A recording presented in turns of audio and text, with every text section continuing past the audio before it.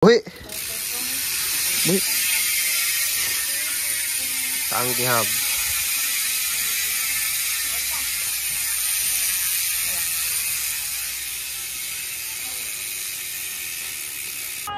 XIX 29er hydraulic upgrade na mo dayon sa tunog mayaman hub.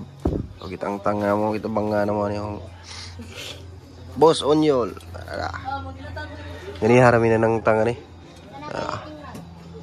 Upgrade namin sa tunog mayaman. Nyelo. Pa may abot karon to adlaw mabot.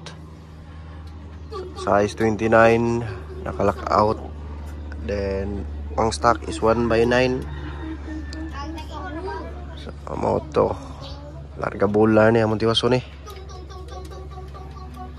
Update mga boss, ayan, ito lang yung lahat ng stock spoke dito sa rim niya at ito yung stock sprocket at saka mga dalawang hub, yung dalawang rim tsaka yung gulong. Yan bali.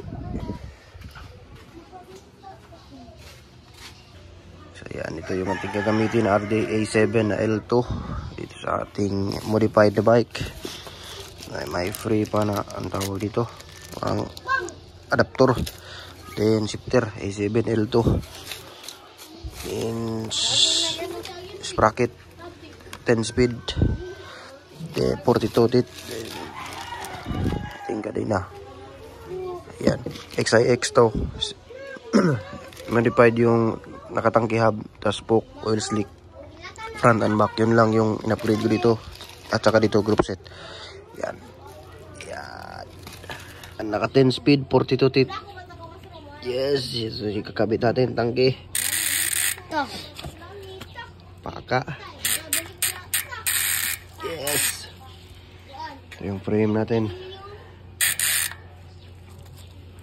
Stock na L2 A5 change to A7.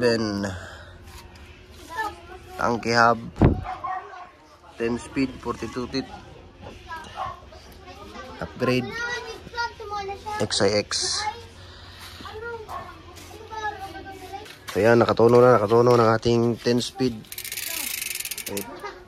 with A7 L2, then shifter L2.